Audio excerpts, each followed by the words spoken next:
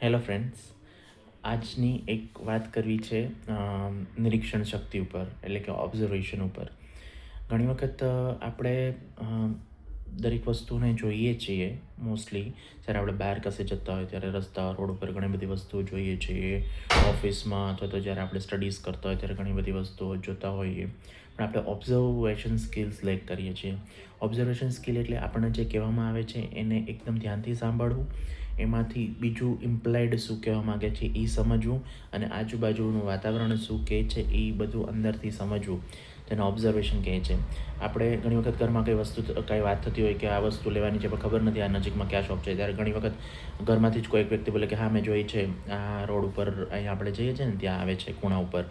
એ બીજા બધાને નથી ખબર, બધા ત્યાંથી નીકળે છે. બીજા બધાને કેમ નથી ખબર? કારણ કે જે ઘરમાંથી જે વ્યક્તિને ખબર છે is a good or she is a good observer. So observation really helps. ઓફિસમાં કે કંપનીમાં જ્યારે ટ્રેનિંગ આપવામાં આવે ત્યારે ટ્રેનિંગ બધાને એકસરખી આપવામાં આવે, પણ કેમ એવું બને છે કે અમુક એમ્પ્લોઈઝને વધારે બધા કોન્સેપ્ટ ગ્રાસ્પ થઈ જાય છે, સમજાઈ જાય છે? કારણ કે તે વ્યક્તિ, તે employee is a good observer, એને બધું ઓબ્ઝર્વ સરસ કરી લીધું છે એટલે ખ્યાલ છે. અને ઓબ્ઝર્વેશનથી શું ફાયદો થશે કે જ્યારે તમને કોઈ પણ વ્યક્તિ કંઈક કહેતું હોય તો તમને એક ડબલ ક્વેશ્ચન થાય કે એ સાચું કહેતો હશે, ખોટું કહેતો હશે. પણ જ્યારે તમે ખુદ ઓબ્ઝર્વ કર્યું છે તો તમને ખબર જ હોય કે મેં જાતે ચકાસેલું છે તો એ વસ્તુ સાચી જ હશે. સો સપોઝ આઇઝેક ન્યૂટન હતા, તો એને ઝાડ ઉપરથી જ્યારે સફરજન પડ્યું તો આપણે એ વ્યક્તિ કોઈ પણ હોય તેમ કે હા પડ્યું છે, ઠીક છે, એટલે ચલો ખાઈ લઈએ.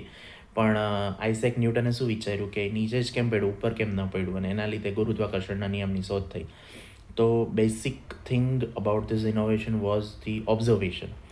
સો નિરીક્ષણ શક્તિ કોઈ પણ તમારા રેગ્યુલર દૈનિક જીવનમાં પણ, તમારા પરિવારમાં પણ અને તમારા ઓફિસમાં પણ તમને બધે જ ખૂબ કામ આવશે. એક વખત એનો પ્રયોગ કરી જોજો. Thank you.